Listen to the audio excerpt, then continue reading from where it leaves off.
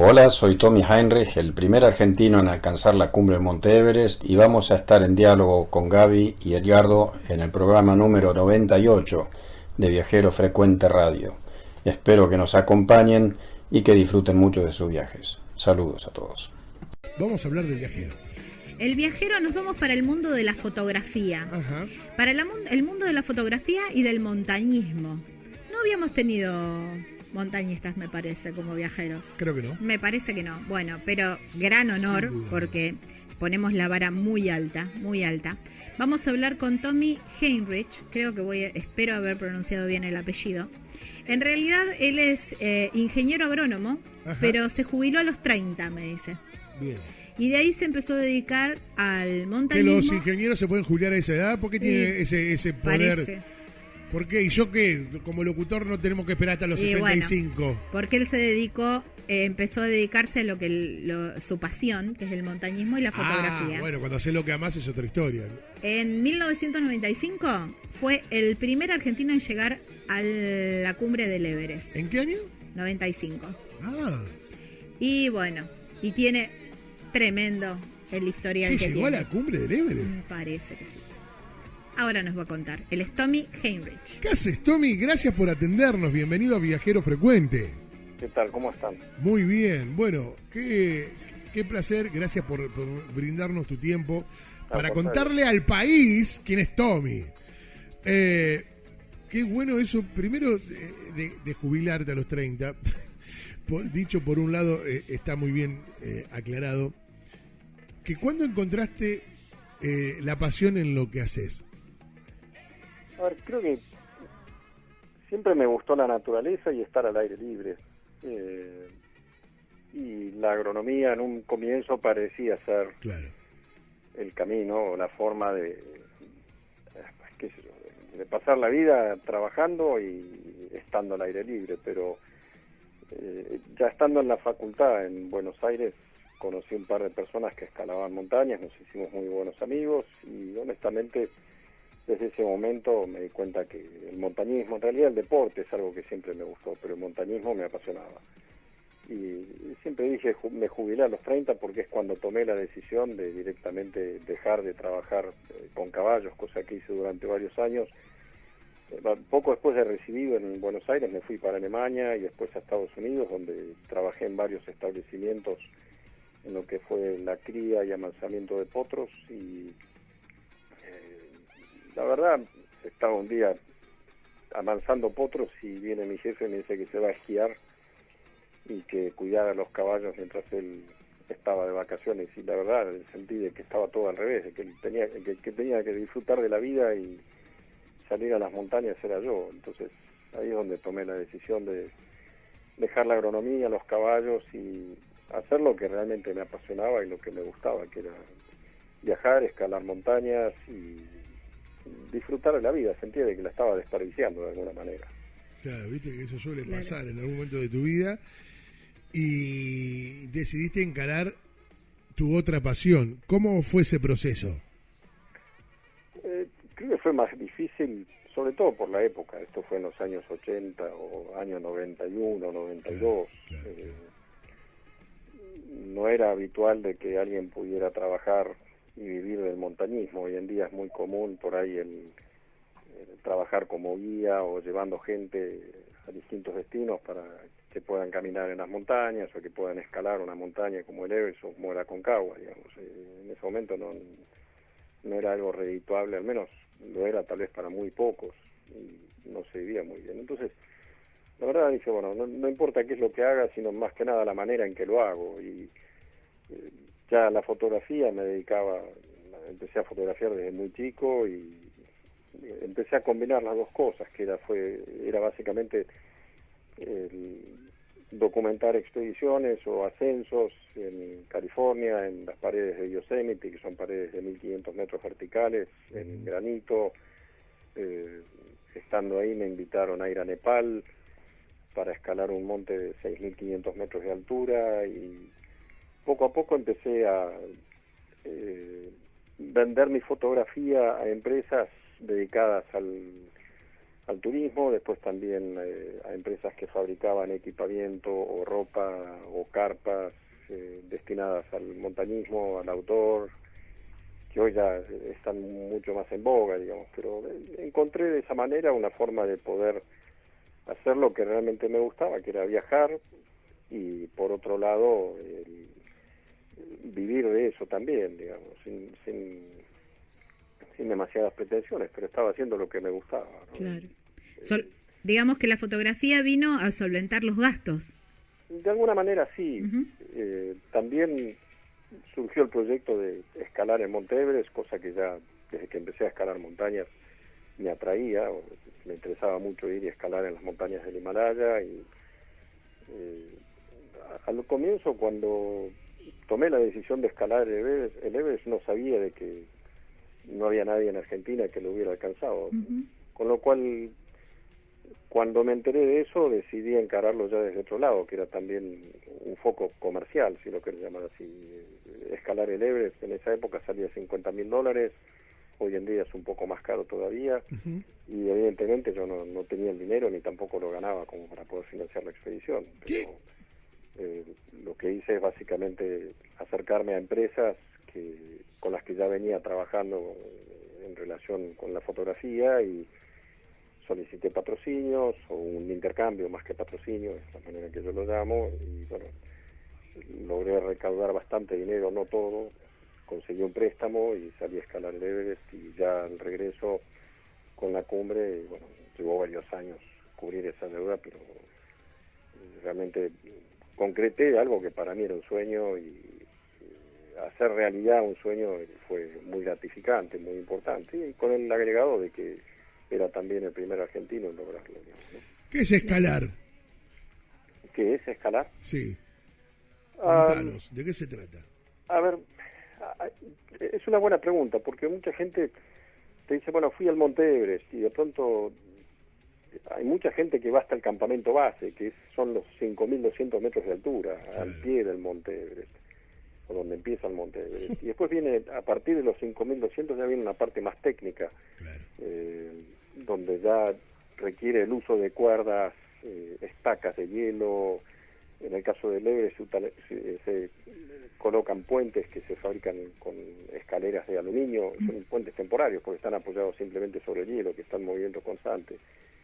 Pero escalar montañas implica, como muchas veces se ve en fotografías o en filmaciones, usar las manos y los pies o las piernas para trepar paredes empinadas. En el caso del montañismo, ya son montañas con menor inclinación que las paredes verticales, pero estás exponiéndote durante muchas semanas, incluso meses. En el caso del Everest estuvimos 45 días para llegar a la cumbre desde el campamento base.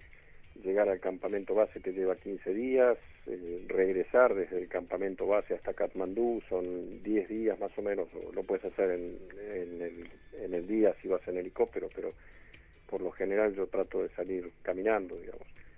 Con lo cual son emprendimientos ya bastante importantes. Bueno, ¿y cuál es la sensación de la escalada? A ver, creo que hay muchas cosas. Uno, para mí, lo que siempre me impulsó es el estar en la naturaleza, en un medio natural, estar en exteriores, sin importar si llueve, nieva, truena, si uno se moja, si hace frío, si hace calor. Y lo que me permitió muchas veces es descubrir lugares que jamás imaginé que existían, y conocer lugares que son honestamente difíciles de describir, porque por dar ejemplos, las vistas que uno tiene desde los 8.000 metros de altura, debe ser primero, fantástico. La limpieza del aire, lo puro que es el aire, y también por el bajo contenido de oxígeno, la alta irradiación ultravioleta. Los azules son tremendamente azules, las estrellas a la noche parece que inundaran el cielo, lo iluminan. Está bien, sí. O sea, hay circunstancias o situaciones que de pronto hacen que el esfuerzo que uno hace por escalar una montaña, que es muchísimo, sobre todo un monte como el Monte Everest o el K2, que es más peligroso aún, más difícil a nivel técnico, es la segunda segunda montaña más alta del mundo, con 8.611 metros, pero son lugares únicos en los cuales, por suerte, en algunos sitios no se encuentra mucha gente. Claro. También lo fantástico de estas expediciones es que he ido a lugares muy remotos y por otro lado también he conocido gente o culturas que los Sherpas, por ejemplo, en Nepal, o los Balti, que son las personas que viven en la región del Baltoro, en el norte de Pakistán, o los kirguis, que están en el sur de China o Tibet.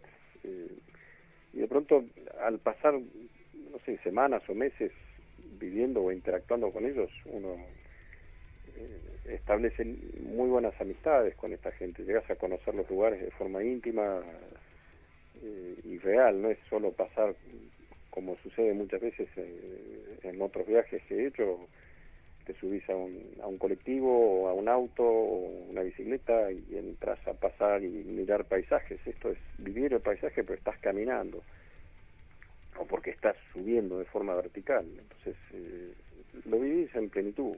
Esto es lo que pasa por afuera. ¿Y por dentro qué pasa? Digo, en esto de lo que también se escucha muchas veces, que saca lo mejor y lo peor de cada uno. Es una combinación bastante rara, justamente por eso, ¿no? Lo mejor en cuanto a que yo creo que hay circunstancias en las cuales el esfuerzo que uno hace es tan grande, tan importante, que te reduce a nada. Uno siempre dice que estando en la altura uno se convierte en un llorón, más que nada, no porque te quejas, sino porque uno se pone muy sensible.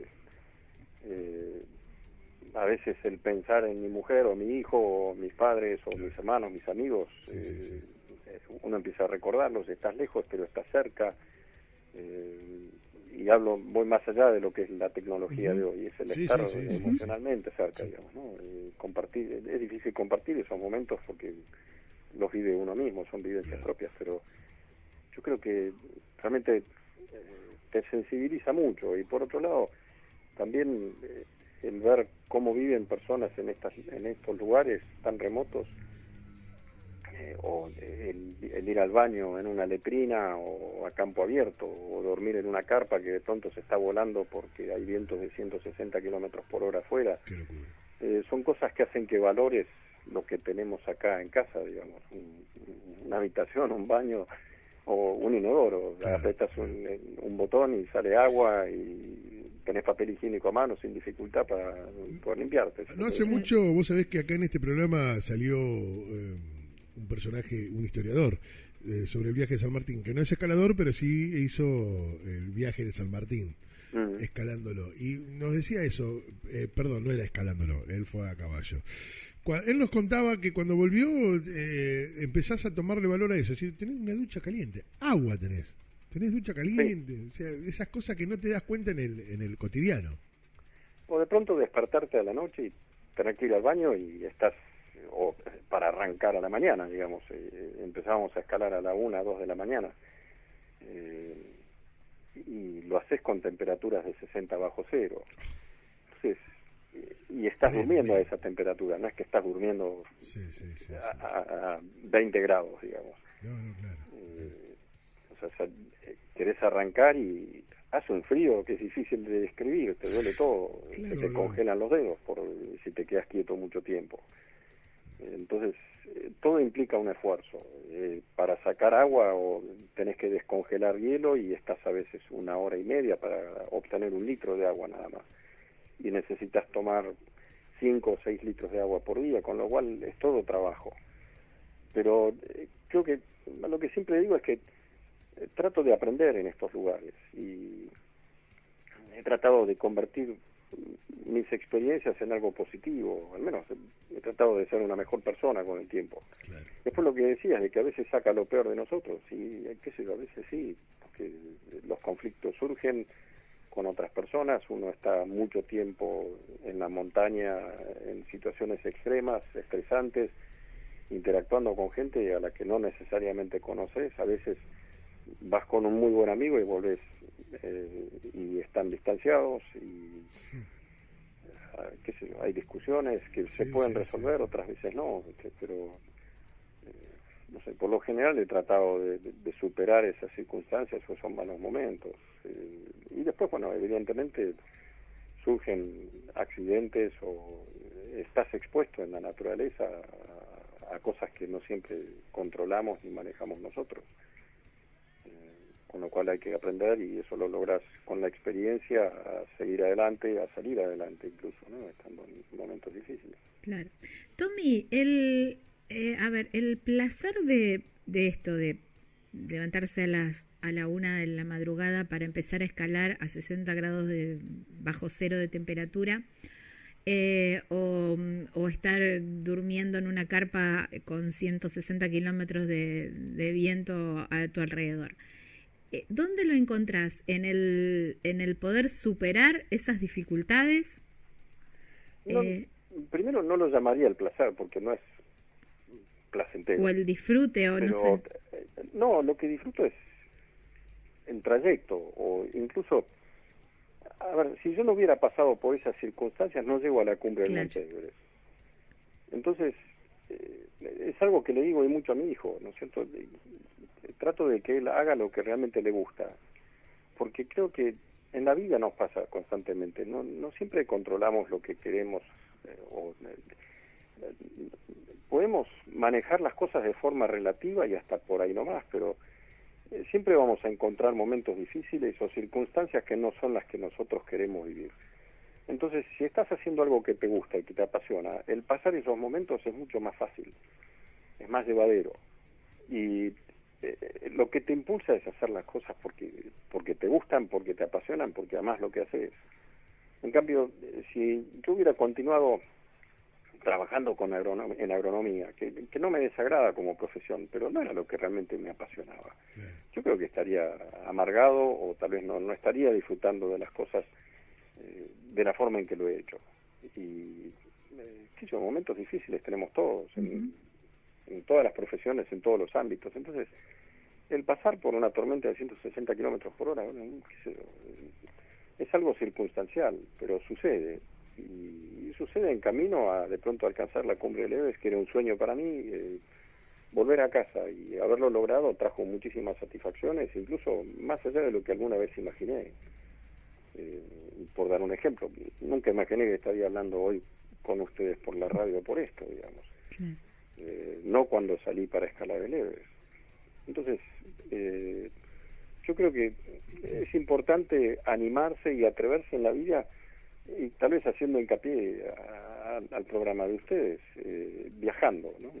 Emprender el viaje o seguir encaminado en el viaje de la vida, digamos. La vida tiene momentos buenos, momentos malos, entonces está bueno disfrutarlos, está bueno animarse y salir de casa, está bueno ir y buscar o explorar lugares desconocidos, y no siempre seguir un catálogo o seguir el camino que otros están caminando, digamos.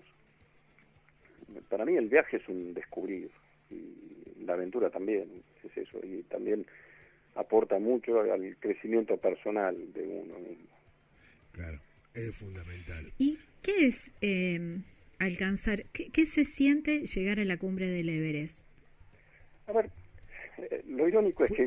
Perdón, fuiste a la pregunta final y hay tantas antes. Bueno, hay está tantas. bien. Pará, pero déjala en stand-by porque... De pronto... Tommy, dame un segundo, un segundo porque tenemos un tema y tenemos tanda, pero me gustó. Sí, vamos a llegar ahí, Gabriela. Pero hay tanto también. ¿Por qué quiere ir por el final? Bueno. Quiere ir rápido. Tengo trastorno de ansiedad. Es rápido. Es una buena respuesta. Bueno, Tommy es montañista, ingeniero agrónomo ya jubilado, montanista, escalador, fotógrafo, toma imágenes de los lugares. Realmente encontró la pasión. Y es admirable eso, Tommy. Yo siempre admiro a la gente que lucha por lo que sueña. Más allá de que a lo mejor de entrada nadie entiende que dejaste muchas comodidades para ser parte, para formar parte de lo que te gusta, o tratar de unirte a lo que amás, ¿no? Porque muchas veces no queda dinero, mucho laburo, poco dinero, decían nuestros amigos los Caligaris. ¿O no? Suele suceder. Sí, muchas, tal vez más de las que me habría gustado. Sí, sí, claro, sí, seguramente. Y eso la gente a veces no entiende. Dice, bueno, está en la comodidad de un laburo seguro, está en la comodidad de algo. Y buscar lo que amás no es fácil, no es para cualquiera. No. Es un gran trabajo encontrar o hacer lo que uno ama. Es un gran trabajo, pero una vez que lo haces, decía Confucio en varios artículos de Facebook, aparece siempre, nunca más vas a trabajar en tu vida. Correcto. Bueno, por eso es que digo, me jubilé a los 30. Claro, claro. Me dediqué a hacer lo que me gusta y ya trabajar no era un esfuerzo. Claro, trabajar ya no Sino que deja de ser una forma. disfruto cada día haciendo lo que me gusta. Claro, claro. Realmente. Bueno, hablabas, y tenemos la pregunta pendiente de Gabriela que tiró antes de la tanda, Gaby, que era... Que era llegar al... ¿Qué significaba llegar? al Everest. Pero previo a eso también quiero saber, qué sé yo, vos decís, ¿cuánto vale hoy? En aquellos años valía $50.000 escalar. ¿En qué se va esa plata? ¿En el pasaje? ¿Y en qué más se va esa plata?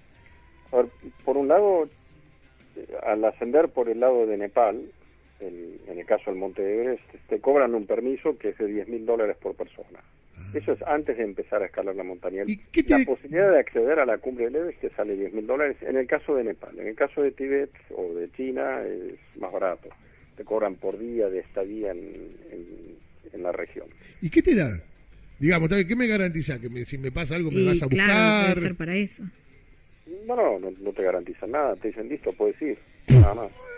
Claro, un filtro. Ah, Pero no lo justifique, Gabriela, son unos ladrones este tipo. Pero está bien. Sí, sí.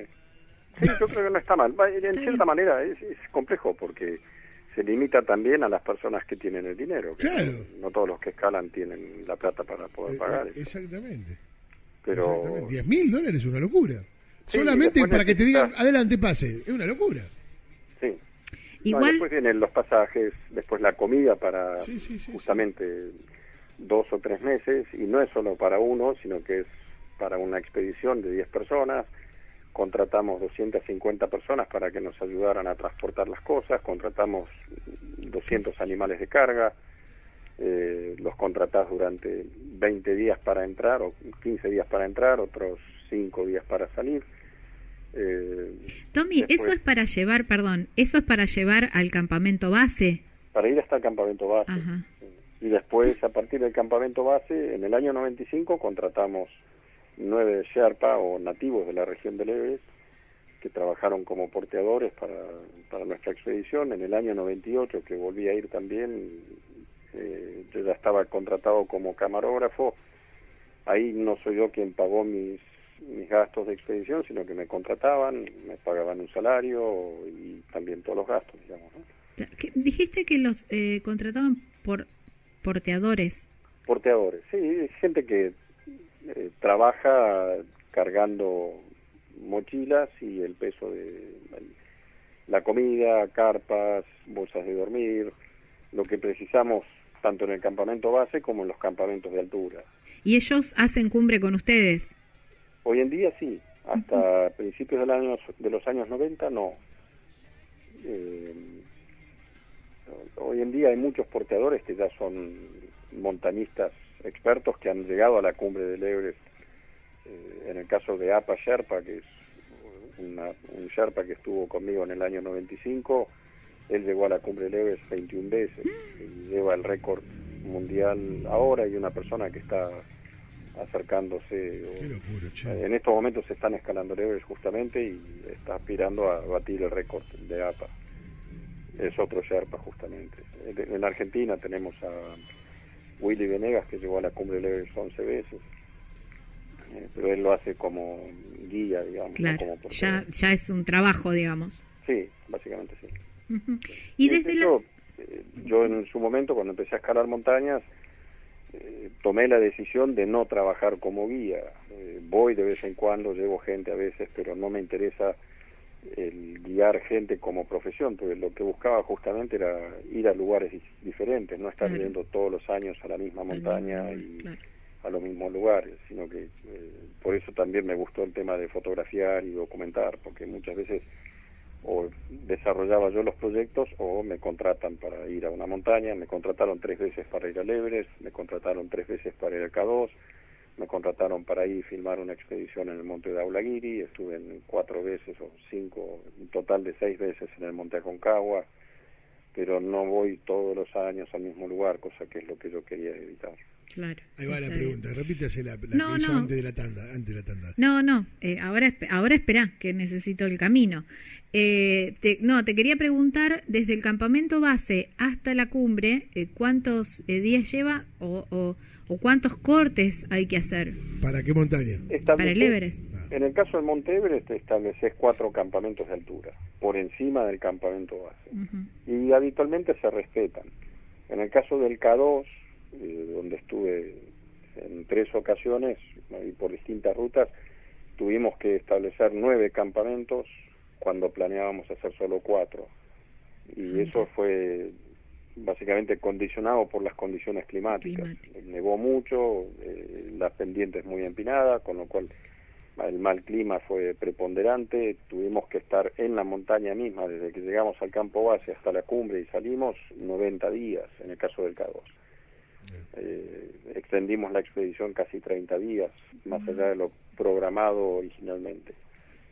¿Y eso más el tiempo que nos llevó entrar y salir de la montaña, ¿no? Claro. Y una vez que llegan a la cumbre, ¿cuánto tiempo te podés quedar ahí? ¿Podés hacer noche ahí? Estuve 45 minutos nada más. No, y en el caso del Lhotse, que fue en el año 98, estuvimos 1 hora, 1 hora y cuarto. Mucho tiempo tampoco te podés quedar por las condiciones climáticas, después también por la altura, la falta de oxígeno, y mucho para hacer tampoco hay. Claro, Mirás sí, a tu alrededor, tomás fotos, escúchame, y después de tanto sacrificio me quedo a dormir ahí, por lo menos. el problema es que a veces no te despertás. Claro. Hay solo una persona que logró dormir, logró estar en la cumbre del Everest durante 24 horas, que fue Babu Chiri Sharpa en el año 99. También estuve con él en esa expedición y fue un récord que mucha gente pensó que no era posible. 24 horas.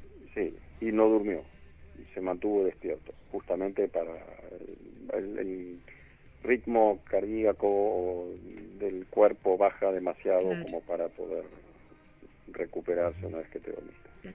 Y te voy a preguntar algo muy ingenuo quizás, pero bueno, me muero de curiosidad. ¿Cómo es? ¿Es grande la superficie de la cumbre, digamos? La cumbre del Everest no, mide más o menos medio metro de ancho y unos 5 o 6 metros de largo, y cae casi vertical en 2 extremos, y después una pendiente de unos 45 grados en los otros 2 lados. Es una cumbre chiquita, la cumbre del K2 es mucho más grande, es suave en la parte final, pero la montaña propiamente dicha es muy empinada. Claro. Y el Lhotse no tiene, es un filo, no tiene cumbre casi. Llegás a la parte alta de la montaña y en cuanto te asomás cae verticalmente 4.000 metros. Esto varía mucho de una montaña a la otra. El Everest es más o menos tranquila como cumbre, pero no es grande. Entran 6, 7 personas, mucho más no. Y no se mueven, la foto. Y no se muevan mucho. Exactamente, no te muevas demasiado. Como momento fue muy emotivo. Por otro lado, estás en la cumbre y esto es lo que te iba a decir. No estás en la parte final del trayecto, estás a mitad de camino. A mitad de camino. Exacto. Bueno. Entonces el gran tema es, listo, Exacto. Ahora hay que empezar a bajar, hay Exacto. que volver a casa. Y por lo general el regreso es más complejo, muchísimo más complejo, claro. El esfuerzo que ha hecho para llegar hasta ahí es muy importante, y después también se junta a veces la parte emotiva, con lo cual hay que ser tremendamente cauteloso cuando uno baja. Lo haces más rápido, eso es indudable. En lugar de tardar 8 horas y media para llegar a la cumbre, bajamos en 3 horas hasta el campamento 4, que está a casi 8.000 metros de altura. ¿Hay un momento donde decís, loco, llamar el helicóptero? Y decís, no, ya está. Por suerte no lo he vivido muchas veces. Nos ha pasado con algunos integrantes de la expedición que tuvieron que ser evacuados, o de pronto cuando ya las condiciones no permiten que lleguemos a la cumbre, decidimos retroceder. Y bueno, en el caso de los montes, en el Himalaya son muy altos como para decir, bueno, me venís a buscar al campamento 3, tenés que bajar siempre hasta el campamento base, que está muchas veces a 5.000 metros de altura o 4.000 y pico, entonces los helicópteros tienen mucha dificultad en llegar y en poder aterrizar. Digamos, en el campo base del Everest es difícil que un helicóptero apoye el helicóptero sobre el suelo y vuelva a despegar. Lo que hace es se queda medio ahí como flotando y te piden que subas y bajan las cosas muy rápido. Son helicópteros muy grandes, donde pueden transportar 20 personas o mucho más incluso, pero a ver, no hay manera simple de evacuar a una persona de estos montes altos. En el caso de la Aconcagua tenés los lamas que llegan hasta el campamento base, o pueden subir a veces hasta Plaza de hasta Nido de Cóndores, que está a 5.100 metros de altura, digamos, pero mucho más no suben. Y cuando te han pasado esas ganas y esas sensaciones, ¿a dónde encontrar las fuerzas? ¿A qué recurrís? Me apoyo mucho en mis amigos, claro, en mis compañeros de escalada o de expedición, y después es pensar en positivo, es pensar en por qué estás ahí. Lo que hay que pensar en esencia es que uno tomó la decisión de ir y de estar ahí. No me mandaron, no me tiraron ahí, digamos. Entonces trato de conservar la calma y de pensar que siempre que llovió paró, o siempre que nevó paró. Claro. Hay momentos difíciles, los hemos vivido también, qué sé yo, con la muerte de algún compañero mío, son momentos muy complejos, digamos. Pero bueno, son parte de este viaje en el que estamos, digamos. ¿Te tocó presenciar eso, la muerte de alguien, de un compañero mientras lo estaban escalando? Sí. Sí, eso sí debe ser tremendo. Sí, sepultar a algunos y también dejar a otros. Pero bueno. Sí. Momentos tremendos. Y entonces, cuando llegás allá arriba, como te preguntaba Gaby, ¿a dónde le encontrás la satisfacción? No sé si es arriba, porque ahora después que contaste... pero quiero pensar... El regreso, el reencuentro con... creo que algo que está más bien grabado a fuego para mí fue cuando llegamos al campamento base. Estábamos con Brad Poole de Estados Unidos, que estaba con su padre en la montaña. Él era integrante de la expedición también, el padre de Brad, y realmente el ser recibidos por el resto de la expedición fue algo grandioso, es inolvidable como momento. Lo festejamos como unidad, no fue solo mi llegada a la cumbre lo que fue importante para la expedición, era la llegada de todo el equipo. Claro.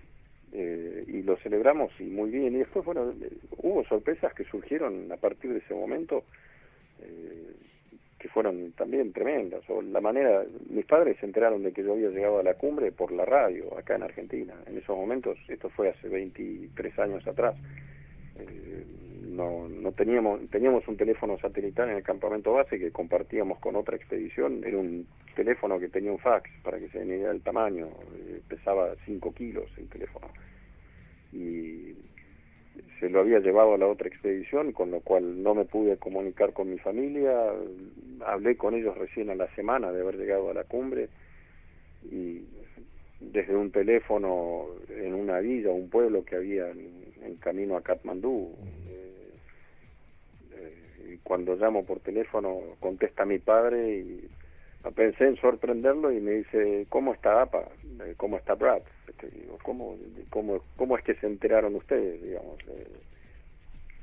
se habían enterado porque uno de los integrantes de la otra expedición había avisado en Katmandú al llegar antes, y eso lo subieron a Reuters y salió la noticia en la radio, digamos, con 2 o 3 renglones nada más, diciendo, bueno, el primer argentino llegó a la cumbre del Everest.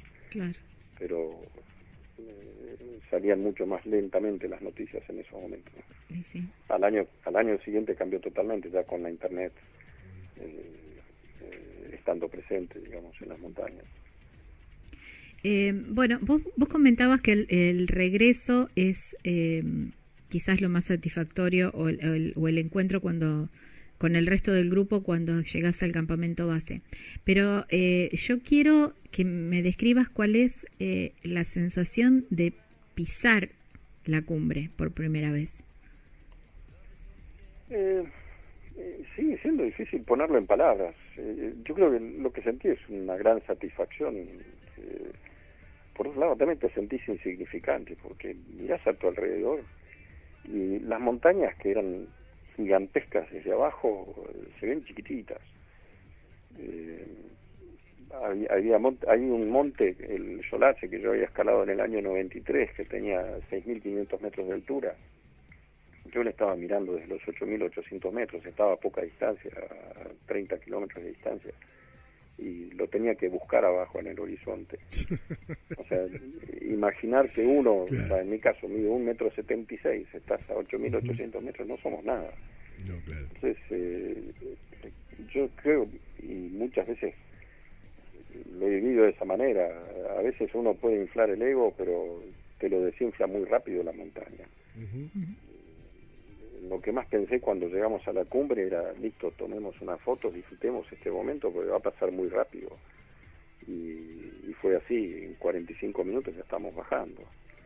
Y hacía mucho frío también, estábamos con 15 grados bajo cero, pero no importaba la temperatura, la verdad.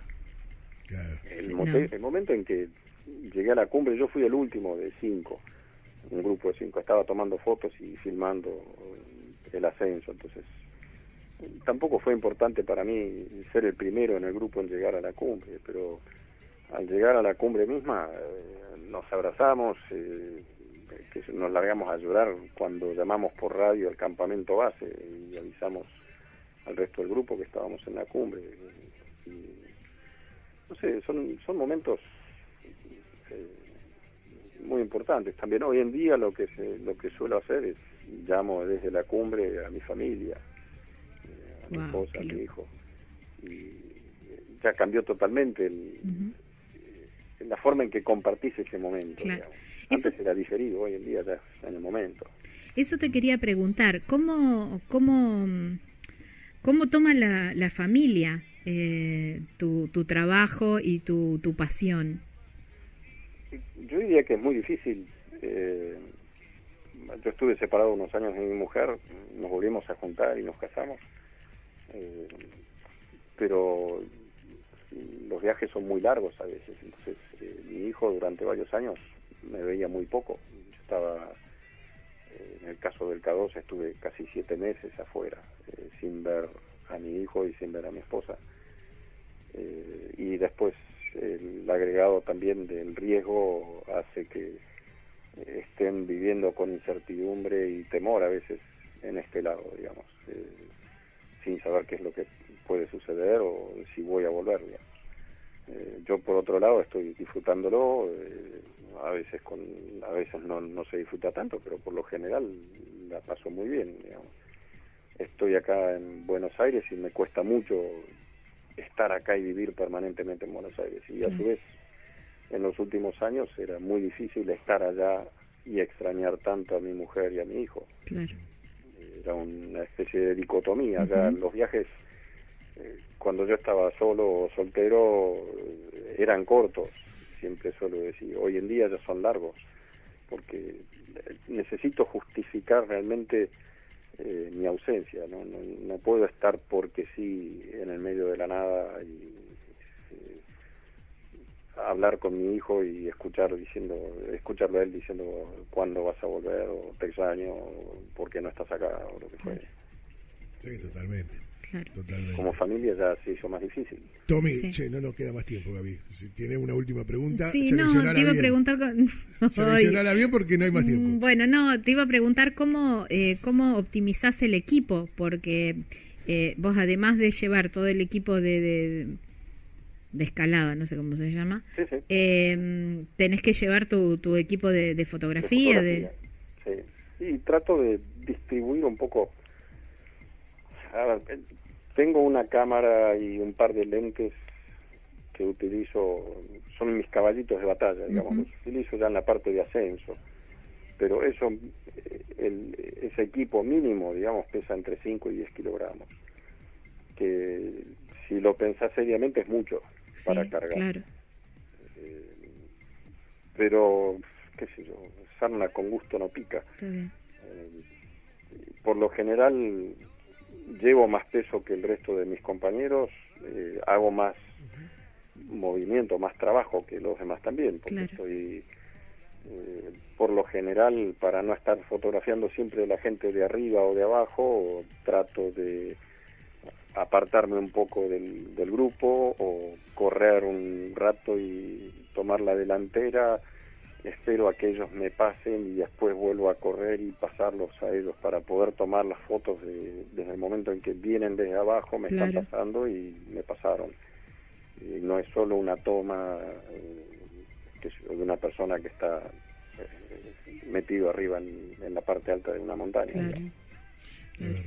Tommy, un verdadero placer haberte Igualmente. escuchado y bueno, tener Les agradezco a ustedes el espacio también. Al contrario, No, por al favor. contrario, al contrario. Nos han quedado muchas cosas todavía para preguntar y para hablar, pero bueno, no nos ha quedado más tiempo. Muchas gracias por brindarnos tus minutos y regalarlos a Viajero Frecuente Radio. Un placer y Chao. todo lo mejor. Muchas gracias. Gracias. Chao, Hasta Tommy, luego. muchas Abrazo. gracias. Bueno, estábamos hablando con Tommy Henrich, es el primer argentino en escalar el Monte Everest, y obviamente con un montón de preguntas que no han quedado de por sí, pero me parece que la nota estaba orientada a un solo lugar, que era justamente el mensaje que ha dejado Tommy.